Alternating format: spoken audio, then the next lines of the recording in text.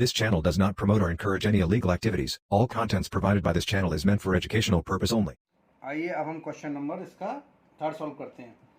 A dietitian wishes to mix together two kinds of food X and Y such a way that the mixture contains at least 10 units of vitamin A, 12 units of vitamin B and 8 units of vitamin C. The vitamin contents of 1 kg food is given below. देखिए X का रखा है ये और रखा है 1 kg of food X costs rupees 16 and 1 kg of food Y costs rupees 20. Find the least cost of the mixture which will produce the required diet. आइए अब इस क्वेश्चन को करते हैं solve.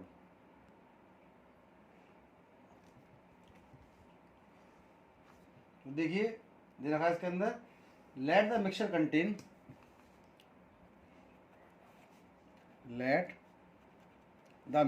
Contain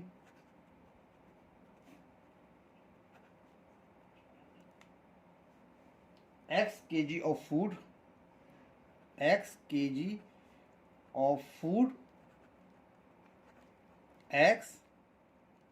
and Y kg of food Y.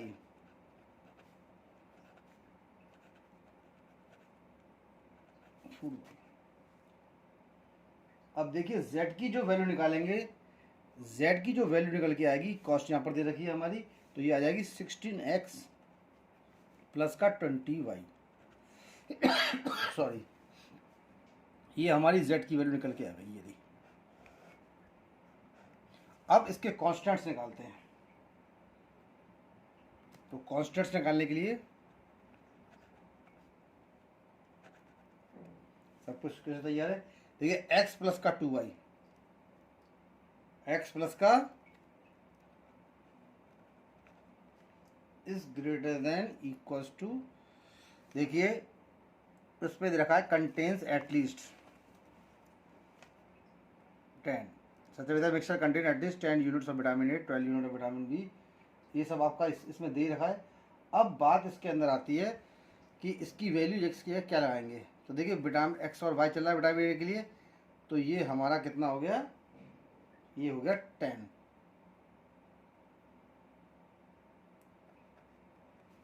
इसको 10 लगाया. अब इसमें डाली इक्वेशन नंबर 1. सेकेंड नंबर की बनेगी 2x प्लस का 2y is greater than equals to 10 था, यहाँ था 12. 2 कॉमन निकाला तो ये कितना हो जाएगा, x प्लस का y is less than equals to 6. Equation number second.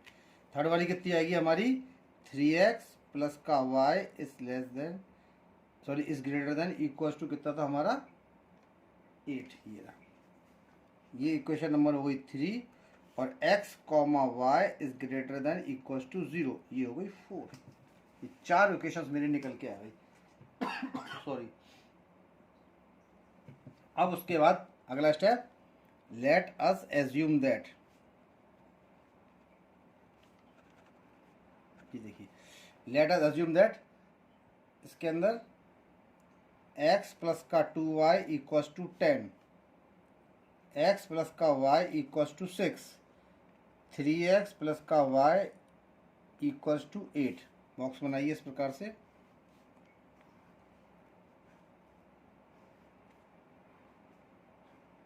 ये हो गया x और ये हो गया y. x की वैल्यू 0 लगाई तो y की वैल्यू कितनी आई 5. y की 0 लगाई तो x की वैल्यू कितनी आई 10 आई. सिमिलर यहाँ पर निकाल लेते हैं इसको. ये x और ये y. x की वैल्यू 0 तो y की वैल्यू 6, y की वैल्यू 0 तो x की वैल्यू 6. यहाँ पर आइए,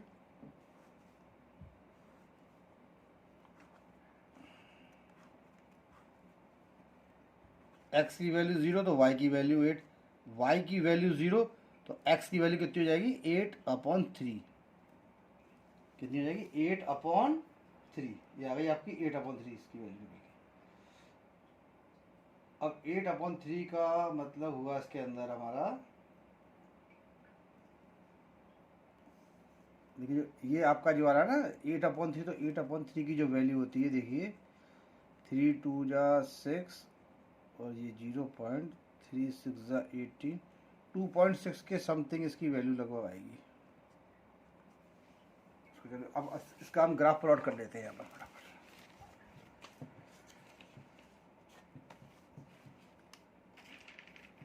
ये देखिए,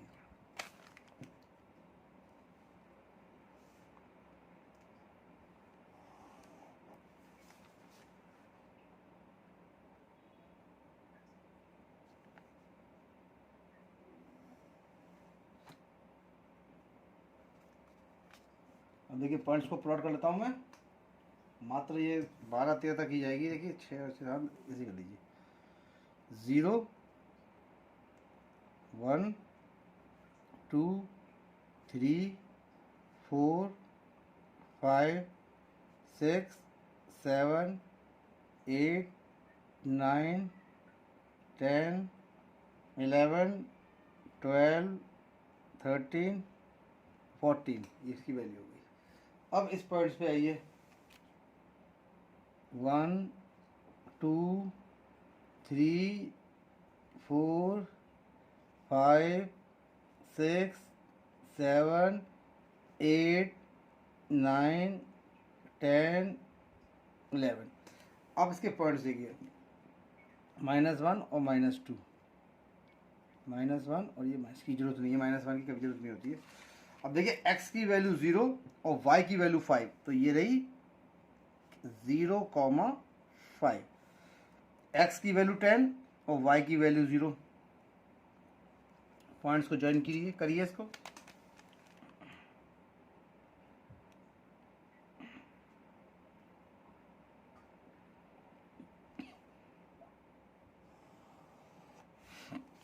तो देखिए ये किसकी इक्वेशन बन के आई, पहली लाइन की बनी है, यह x प्लस का 2y is greater than equal to 10।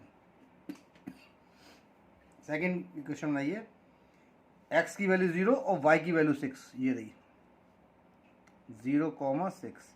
x की वैल्यू 6 और y की वैल्यू 0, ये रही 6,0। इसको भी ज्वाइन करिए।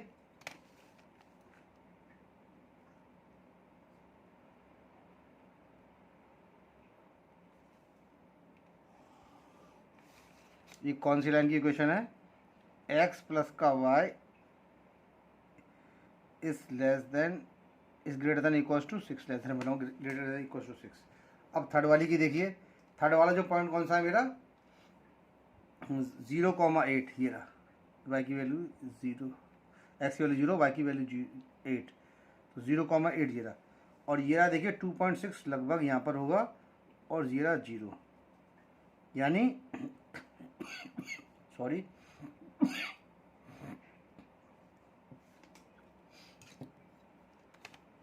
अब इसको ज्वाइन करते हैं। देखिए इस वाले को 0,8 ये रहा और 2.6 यहाँ पर है।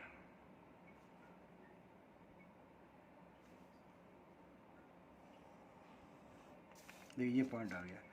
और ये कौन सी लाइन है हमारी, 3x प्लस का y is greater than equals to 8। 3x plus का y is greater than equals to 8। अब इसके वही पॉइंट्स चेक करते हैं, x इक्वल्स टू 0 और y equals to 8। Put x equals to 0, y equals to 0। ये देखिए सबसे बड़ा पॉइंट हमारा कौन सा है, इसको चेक कर लेता हूँ मैं। x प्लस का 2y is greater than equals to 10। 0 लगाने पे देखिए ये 0 होगा, दोनों 0 हो जाएंगे, और 0 कभी भी 10 से बड़ा नहीं होता, तो ये स्टेटमेंट हो गई फॉल्स। सेकेंड नंबर का था x प्लस का y is greater than equals to 6। 0 लगाने पे देखिए ये सब 0 हो जाएगी, और 0 6 से बड़ा नहीं होगा, तो ये भी हमारी हो गई फॉल्स। अब तीसरी कंडीशन थी मेरी, 3x प्लस का y is greater than equals to 8। यहाँ पर 0 लगाया तो देखिए ये भी 0 आएगा, और 0 कभी भी 8 से बड़ा नहीं होता है, तो ये भी स्टेटमेंट मेरी कैसी हो गई, फॉल्स। यानी तीनों जो स्टेटमेंट आ रही हैं वो हमारी फॉल्स निकल के आ रही हैं। ठीक है, तीनों स्टेटमेंट कैसे आएंगे, फॉल्स। अब यहाँ देखते हैं इसके अंदर देखिए, अब x प्लस का 2y कौन सी लाइन थी, ये रही, ये रही। तो इसका जब फॉल्स आ रहा है तो ये बाहर वाला पोर्शन, ये सब शेड होना है, ये रहा, ये रहा, ये रहा, ये रहा और ये रहा। इसकी कहाँ गई x प्लस का y, ये रही, ये। इसका कौन सा पोर्शन शेड होना है, ये वाला, यहाँ से लेके यहाँ तक, ये ना, ये सब ये ये सब शेड होना है हमारा। अब यहाँ देखिए अगली लाइन कौन सी आई, 3x प्लस का y is greater than equals to 8, ये है ना। तो यहाँ देखिए ये कौन सी लाइन थी हमारी, ये रही, ये आ रही। तो कौन सा शेड होगा, ये रहा। इसका मतलब देखिए इसका जो शेडेड पोर्शन बन के आएगा, जो कॉमन पोर्शन निकल रहा है वो ये है, यानी कौन सा वाला, देखिए ये सब ये पोर्शन कॉमन, इसके कॉमन है तीनों का, ये रहा, ये रहा, ये रहा, ये रहा, ये रहा,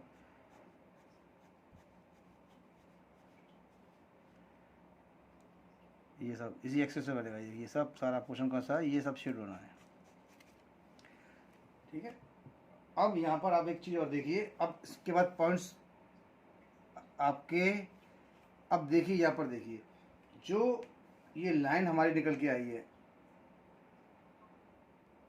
अब देखिए हमारा जो कॉमन पोर्शन है इसमें आपका एक तो देखिए 0,8, एक पॉइंट तो देखिए ये कट कर रहा है ना इस लाइन को, तो इसको तो मैं मान लेता हूँ ए।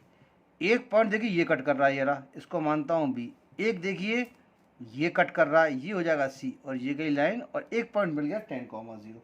अब देखिए बी और सी निकालना है, तो देखिए बी और सी निकालने के लिए मैंने अभी आपको एलिमिनेशन मेथड बताया था। तो देखिए बी वाला पॉइंट ये है, ये इन दोनों लाइनों का है। एक लाइन तो देखिए ये गई आपकी, यानी इसकी इक्वेशन कौन सी है मेरी, 3x प्लस का y इक्वल्स टू 8, ये गई।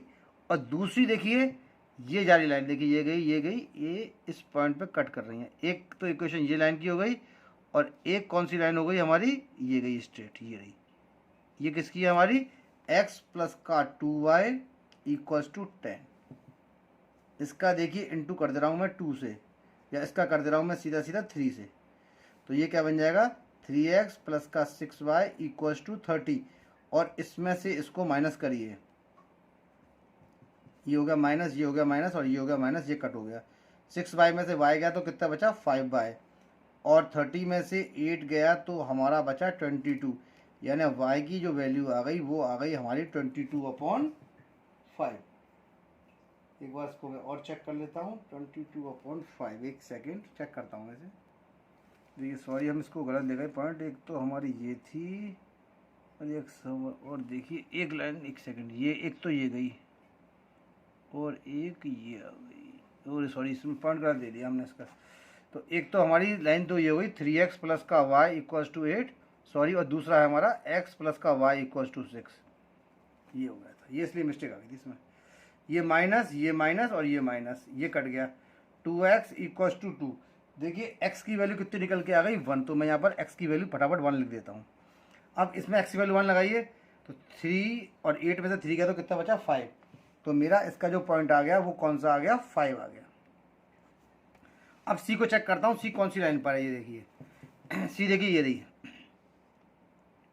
ये गई हमारी सी के लिए, ये पॉइंट है, एक लाइन तो गई ये, यानी इसके लिए जो लाइन है वो कौन सी है, x प्लस का 2y इक्वल्स टू 10। ये तो लाइन जा रही है, देखिए ये रही, ये गई, ये गई, ये गई, ये गई, ये सी पॉइंट के लिए है। और दूसरी लाइन कौन से सी पॉइंट पे आ रही है, देखिए ये गई और ये कट कर गई, तो ये किसकी है, ये रही, ये आ गई, ये आ गई, ये, यानी x प्लस का y इक्वल्स टू 6, ये दूसरी लाइन की इक्वेशन है। ये आ गई, नहीं आ गई, x और ये y और 10 और 4। तो देखिए माइनस माइनस और ये माइनस, ये कट गया, ये आ गया y और ये आ गया 4, यानी y की जो वैल्यू आ रही है वो यहाँ पर कितनी आ रही है, 4। y की वैल्यू 4 लगा दीजिए, तो 6 माइनस का 4 कितना होता है, 2। तो x की वैल्यू कितनी आ गई, 2। अब मुझे चारों पॉइंट्स यहाँ पर मिल चुके हैं। अब मैं इसको z पे लगा के z की वैल्यू को निकालता हूँ। तो देखिए z की वैल्यू कितनी थी मेरी, z की वैल्यू थी 16x प्लस का 20y एट ए पॉइंट। ए पॉइंट कितना था मेरा, 0,8। अब 0,8 पर मैं इसको चेक करता हूँ। तो देखिए 16 इंटू 0 प्लस का 20 इंटू 8, ये तो 0 हो गया, और 28 जो होता है 160। पहला पॉइंट कौन सा आ जाएगा, पहली z की वैल्यू कितनी आई, 160 आ गई। अब एट बी कौन सा पॉइंट था, 1,5 पे चेक करते हैं।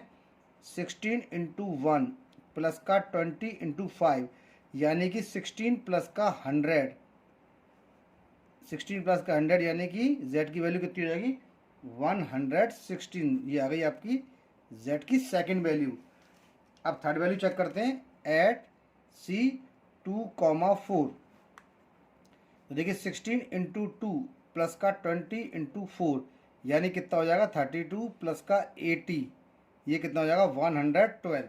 थर्ड पॉइंट एट डी, कौन सा है हमारा डी पॉइंट, देखिए एक बार सी इसको डी लिख लीजिए, लिखा नहीं है मैंने, ये है आपका डी 10,0। यहाँ लगाइए इसके अंदर 160 इंटू 10 प्लस का 20 इंटू 0, तो z की वैल्यू कितनी हो जाएगी 1600, यानी कि 1600 क्यों 60 था, 16 था ना, सॉरी 16 था, 16 10 160 तो z की वैल्यू कितनी हो गई हमारी 160 हो गई। एक तो z की वैल्यू जो आ रही है यानी z की वैल्यू 112 आ रही थी और एक z की वैल्यू हमारी ये आ गई। अब इस क्वेश्चन में पूछी है आपसे मिनिमम वैल्यू, तो देखिए मिनिमम वैल्यू जो सबसे छोटी कौन सी है, ये वाली है मिनिमम वैल्यू।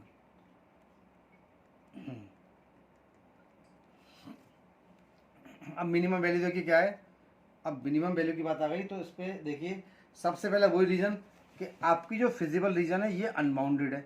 अब ये अनबाउंडेड होगी तो जेट की जो मिनिमम वैल्यू आ रही है वो इसकी वैल्यू हो सकती है या नहीं हो सकती है, ठीक है।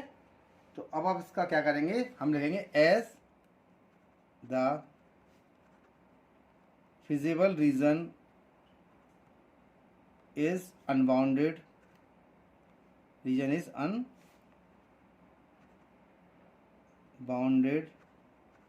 therefore 112 may or may not be the minimum value of z, minimum value of z, ठीक है ना। अब इसके लिए हमने आपको रीजन बताया था कि इसके लिए हम एक इनइक्वलिटी के बीच में ग्राफ प्लॉट करते हैं। अब देखिए बात आती है इनइक्वलिटी निकलती कैसे है, तो देखिए सबसे पहली मेरी जो जेड की वैल्यू थी, इनइक्वलिटी कौन सी हो गई मेरी, मैं शॉर्ट में लिख रहा हूँ उसको, इनइक्वलिटी मेरी कौन सी निकल के आई थी, जेड की वैल्यू कितनी थी, जेड की वैल्यू मेरी थी 16x प्लस का 20y, और जेड की जगह जो मिनिमम वैल्यू थी वो थी हमारी 112, तो यहाँ पर लगा दीजिए 112, ठीक है। यहाँ से आप कॉमन निकाल लीजिए, 4 कॉमन निकल जाएगा, तो 4 कॉमन निकालने पे ये हो जाएगा 4x प्लस का 5y और ये हो जाएगा 112, तो ये हो जाएगा 4 2 8 और 4 8 32, यानी कि ये वैल्यू कट करके कितनी आई 4x प्लस का 5y इज लेस देन 28। अब इसके बीच में हम इस ग्राफ को प्लॉट करते हैं इस इनइक्वलिटी के बीच के लिए, यानी कितना हो गया 4x प्लस का 5y इक्वल्स टू 28। अब देखिए इसको निकालने के लिए वही तरीका है, देखिए मैं छोटा सा यहाँ कर दे रहा हूँ, ये इसको साइड में कर देता हूँ, देखिए जैसे ये है ना, ये देखिए अब देखिए ये है ना 4x प्लस का 5y इक्वल्स टू 28 है ना। बॉक्स बनाइए, इसको ऐसे चेक करते हैं इसकी इनइक्वलिटी को, मैं बता दे रहा हूँ x और ये y, देखिए ये x की वैल्यू अगर हमने आपकी 0 लगाई तो y की वैल्यू कितनी होगी 28/5, तो 20 का मतलब 5 का मतलब 5 5 25 और 5 6 30, ये हो गई y की वैल्यू। जब y की 0 लगाई तो x की वैल्यू हो गई 7। अब इस पॉइंट्स को देखिए यहाँ पर प्लॉट करिए और इसको हम डैश डैश करके एक इमेजिनरी लाइन की तरह प्लॉट करते हैं, तो देखिए x की वैल्यू 0 है ना, और y की वैल्यू कितनी है 5.6, तो x की वैल्यू 0 कहाँ है, ये रही, और y की वैल्यू 5.6 कहाँ पर होगी, लगभग 5.6 यहाँ पर होगी, ये रही, यानी इसको लिख सकते हैं हम 0 और 5.6, ठीक है। अब अगला पॉइंट इसकी वैल्यू 0 इसकी 7, तो ये 7,0 यहाँ पर आ गया। अब देखिए इस 7,0, ये 7,0 है ना, इसको 5.6 से डैश डैश करके ज्वाइन करिए, ये देखिए ये रहा,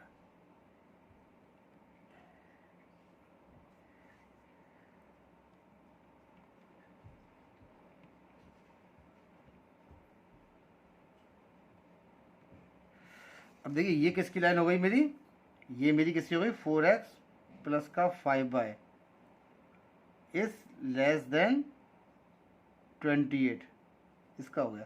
तो देखिए ये लाइन जब यहाँ से क्रॉस करती जा रही है और फिजिबल रीजन हमारा ये है, ये यहाँ से क्रॉस करती हुई निकल रही है, इसका मतलब इस इनइक्वलिटी का हमारी जो भी रीजन हाफ प्लेन पर आ रही है, ठीक है ना, कोई भी पॉइंट कॉमन नहीं है, ठीक है ना। अब इसका आंसर क्या लिखेंगे, we find that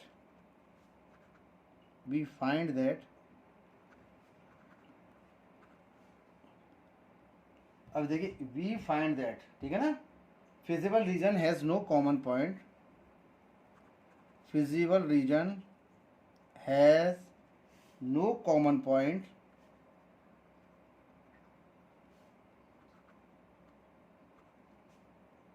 with 4x plus का 5y इज लेस देन 28, ठीक है ना।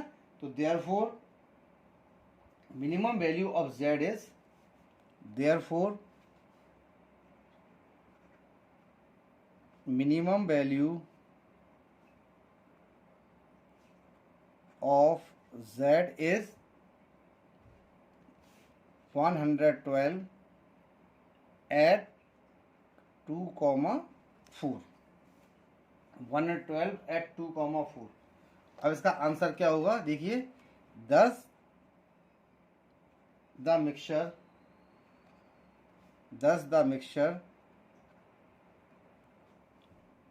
should contain